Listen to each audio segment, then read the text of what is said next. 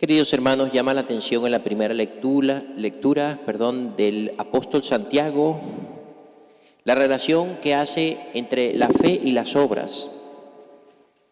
Es un pasaje de la carta de Santiago muy conocido entre nosotros y que no agota su significado en medio de la practicidad de una vida que cada vez se hace más vorágine en esto de las obras, del accionar, olvidando un poco esa dimensión de la fe y de la oración. Podríamos comparar esta relación fe y obras con aquella máxima evangélica y monacal de San Benito que decía ora et labora, orar y trabajar. No podemos pretender nosotros refugiarnos en la fe y descuidar nuestras responsabilidades. Tampoco viceversa. Podemos vivir solamente en una actividad que nos consume y nos deja vacíos por no tener esa fe y esa vida interior espiritual fortalecida. De tal manera, mis queridos hermanos, que nosotros no podemos pretender que decimos que creemos en el Señor Jesucristo y ya con eso es suficiente para alcanzar la salvación eterna. No. Sí es verdad que hemos recibido el don de la fe de parte de Dios, pero tenemos que cultivarla. Tenemos que sacarle provecho, poner a producir ese don de la fe en nuestras vidas. ¿Y cómo lo hacemos? Dice el Evangelio de hoy, muriendo a nosotros mismos. Morir a nosotros mismos muchas veces implica morir a nuestro egoísmo, que muchas veces se quiere imponer. Morir de nosotros implica morir cada día al pecado, a la seducción del mal, a todas las tentaciones del maligno. Morir a nosotros mismos implica también asumir el sufrimiento como una realidad, podríamos decir, inherente a nuestra condición humana. Al contrario de lo que el mundo nos dice, cero sufrimiento. Hay que evitar todo lo que huela a sacrificio y esfuerzo. Hay que apuntar siempre al placer, al consumismo. Y entonces ahí viene la pregunta, que a lo mejor nos hemos podido hacer en algún momento. Si teniendo todo, al menos lo básico a los ojos del mundo, no me falta nada, ¿por qué siento un vacío tan grande? Lo tengo todo y a la vez siento que no tengo nada. Siento que no soy feliz. Yo creo que esa es una interrogante que todos en algún momento nos hemos planteado. Algunos más, otros menos. Y allí entonces es donde el Señor nos quiere hacer caer en la cuenta de que tenemos que examinar, porque a veces nosotros creemos estar ganando la vida y la estamos perdiendo. ¿Cómo la perdemos? Cuando abrazamos el pecado o nos dejamos abrazar por él, porque dice la palabra que el salario del pecado es la muerte.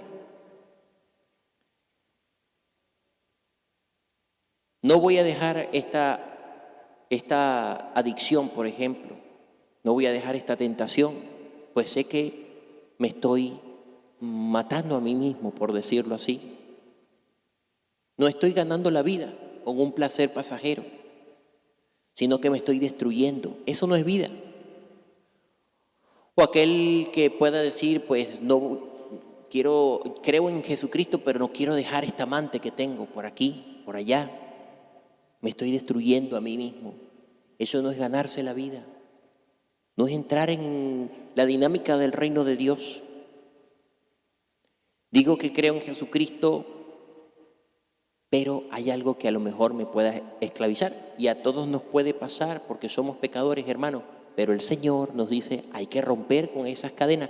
Y nosotros solos no podemos. En cambio, parece que hay cosas que el mundo menosprecia. Cuando nosotros ayudamos a otras personas, cuando nos sacrificamos por alguien más, cuando los padres dan su vida por sus hijos, en tiempo, en energía, en esfuerzo, y pareciera que no tuviera sentido o no se valora, pues allí se está dando la vida y se están ganando el reino de Dios ya aquí en la tierra. Porque el reino de Dios es cuando una persona le abre el corazón a Cristo, a su evangelio, a su palabra. Allí ya comienza el reino de Dios en nuestra vida, queridos hermanos. Y el Señor nos lo recordaba el domingo pasado cuando nos hablaba de las bienaventuranzas, y al final del evangelio el domingo también nos hablaba de las malaventuranzas.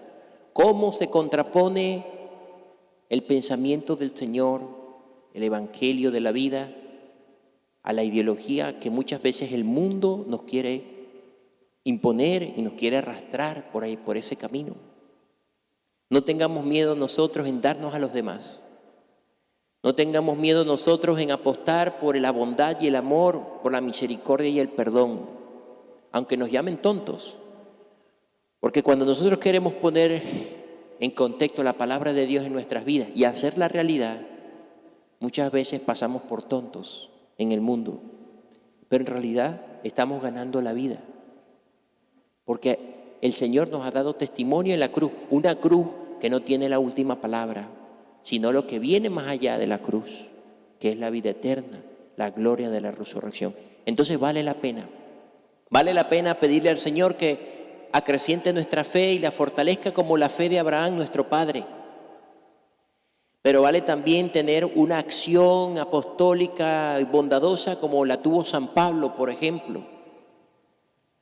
Qué equilibrio tan hermoso y tan perfecto es lo que nos da la santidad, la fe y las obras. Que nunca nos quedemos solamente con nuestra vida espiritual sin hacerla realidad también en nuestras obras, sin manifestarla, y que tampoco nunca nos quedemos con las puras obras sin recordar que Cristo en la Eucaristía es lo más grande para nuestra vida. Que María Santísima, San José y todos los santos intercedan por todos nosotros. Amén.